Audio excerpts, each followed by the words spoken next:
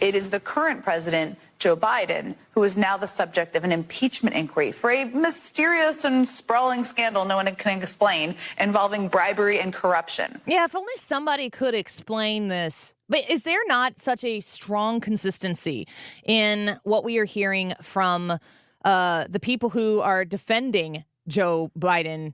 There's no evidence here whatsoever. It's something else. Let's get to our next guest here. I'm so excited to have Congressman Mike Bost on the line with us. We're going to be joined as well by Speaker Mike Johnson in a bit. Mike Bost, welcome back to the show. Merry Christmas to you.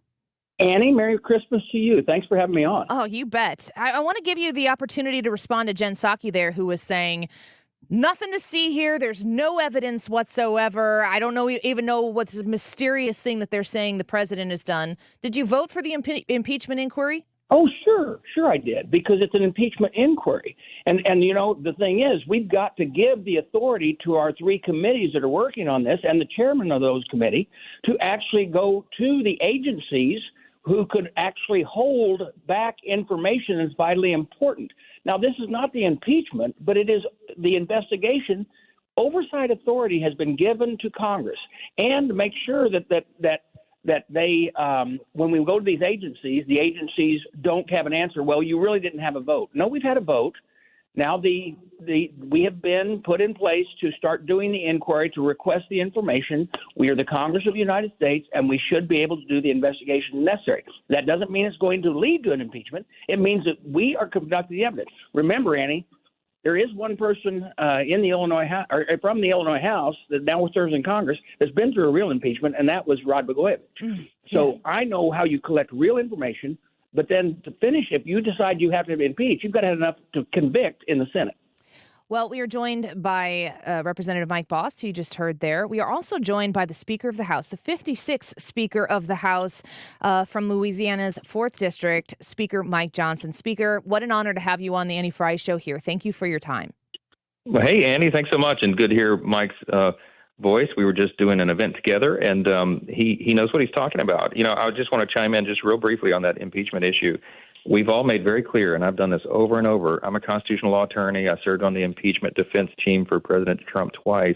We know these issues well. We do not take this responsibility lightly, and we will not prejudge the investigation's outcome. But as Mike said, we've been stonewalled by the White House. They're not turning over documents and witnesses that have been subpoenaed.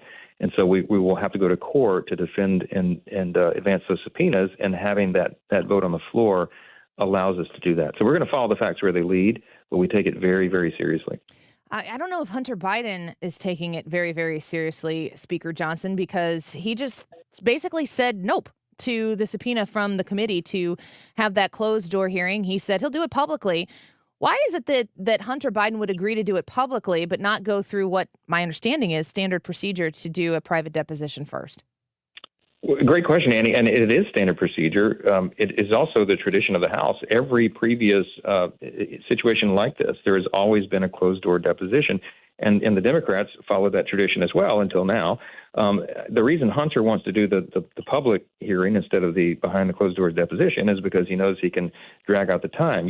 Everyone's seen those hearings, and they know how they go. Each member gets 5 minutes, and there's typically a lot of grandstanding, and there's very little substance, and a witness can kind of drag it out and never provide real answers. That's what he hoped to do.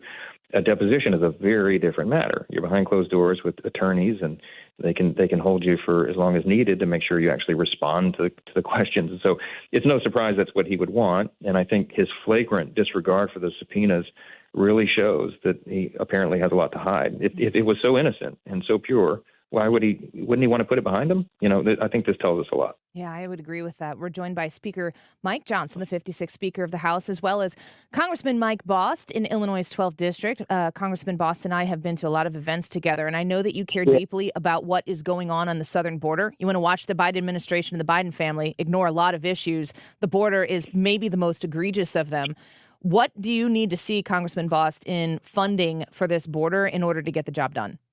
We need to return to President Trump's policies. You know, we need to make sure that we keep the stay in Mexico policy. We need to make sure the border is secure. We need to support those governors that are trying to help us secure the border, even trying to help their own states.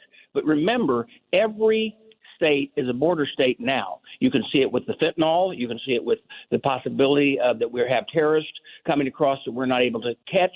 The problem, I was down there in the spring. I plan on going back there in the future. We got a lot of people working hard there. I'm from the VA committee. You know, we're trying to make sure that right now we have a question in that whether or not that they're using VA sources, and we've got the investigation going on that to try to make sure that VA sources are not being used to provide for our illegals. And to make sure that money goes to our veterans. So there's a lot of issues that are going on right now, all caused by simply losing control of the border, which we've had fairly decent control of, and we're getting control of before we changed over to this administration.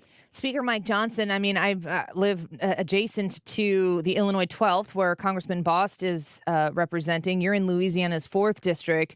How committed are you to that phrase that we just heard Congressman Bost say, that every state is a border state? How committed are you to getting the job done to make sure this administration does finally pay attention to our problem at the southern border? Well, great question. We are holding the line. I mean, you've seen since the day I got the gavel, my insistence to the White House and the Democrats and the Senate and the House that we have to have fundamental policy change at the border. I mean, listen, Andy, 12,600 illegals were apprehended, stopped briefly, not apprehended. You know how this works, at the border on Monday alone. I mean, we've had more come over this border that are terrorists than in the history of the country. And this doesn't count the gotaways. I mean, you're talking about millions and millions and millions of illegals who are flooding now every community in the country. We have to stem the flow. And we're demanding of the White House that we have a real policy change at the border before we talk about anything else. You know, he's trying to advance this national security supplemental spending package. Well, our simple response is, before we can work on national security, the first thing you do is you got to seal your border. You have to have sovereignty and security at your own border, and we're going to make that the top priority. Speaker, how much influence have you had on the negotiations? Like, how do we know that with such a slim majority and the only majority that the Republicans have in the House of Representatives, how do you use that influence that is very important to be involved in the conversation to actually affect positive change?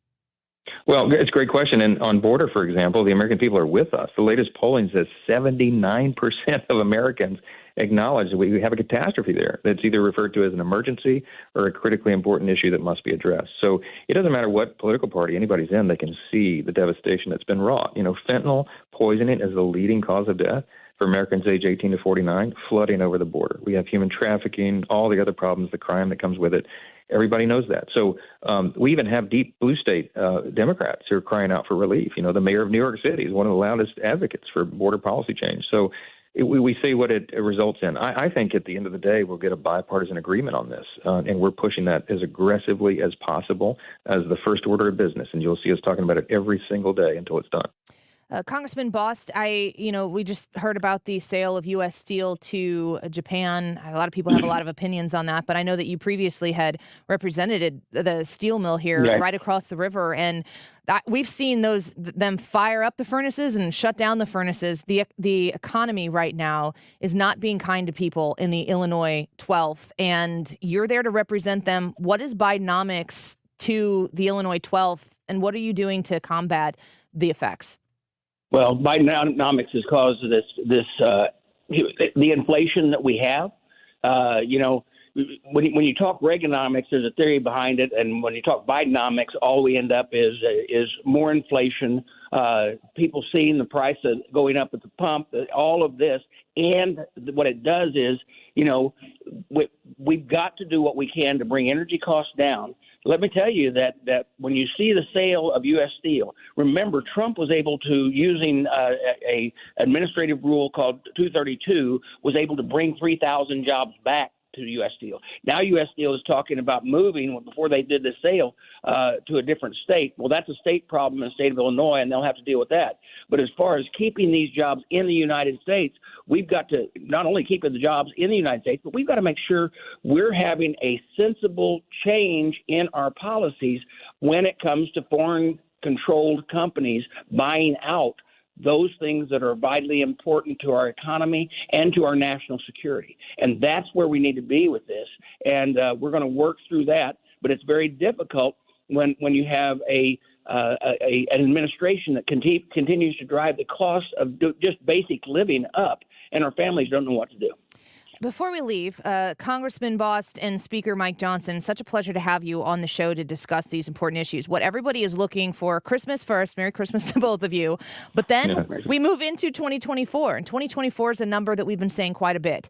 What are you doing, Speaker Johnson, to ensure we didn't get the red wave last time, but that we get, I don't even know if I'm going to say that word out loud, but we get a formative, strong Republican majority in the House of Representatives come November 2024? We're on it every single day, Annie. You're exactly right. And the environment is very, very favorable for Republicans and conservatives right now. 76% of the country agrees we are headed in the wrong direction. The President of the United States, Joe Biden, has the lowest approval rating of any president in history. So we have tailwinds that are going to assist us in this cause. Right now, the grassroots and the Republican base is fired up around the country. And I'm traveling the country right now, visiting with groups all over the place. And they all feel the same way. They're disgusted by the policies that have wrought all of this devastation on our economy, our national security, the border, and everything else. And they want to change. And so we have an extraordinary stable of candidates who are going out, seats that we're challenging to win back to grow our majority, and strong incumbents like Mike Bost, who are getting the job done every single day and representing their constituents well. I think that'll be rewarded. I think we're going to grow and expand the majority in the House.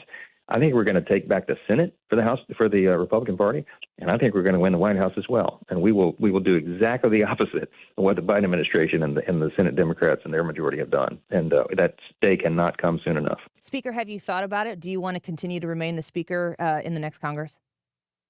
Look, it's a great honor. It's a great challenge as well. I mean, we take it very seriously. I'm honored to have been chosen by my colleagues to do it. And I never aspired to this job, Annie, but I'm happy to serve in this capacity as long as they'll have me. And we have a lot of important work to do. I'm very clear-eyed about where we need to take this country and get back to our core principles, the ones that Reagan used to talk about, individual freedom and limited government and the rule of law and peace through strength and fiscal responsibility and free markets and human dignity, all those things that made America the great nation it is. We are the defenders. We're the stewards of those principles, and I look forward to making that case to the American people. Well, Speaker, your speech when you accepted the honor on that day, we were all watching, and your words and your values were very welcomed on this show, and your time here today. Thank you both, Congressman Bost, Speaker Mike Johnson. A pleasure to have you.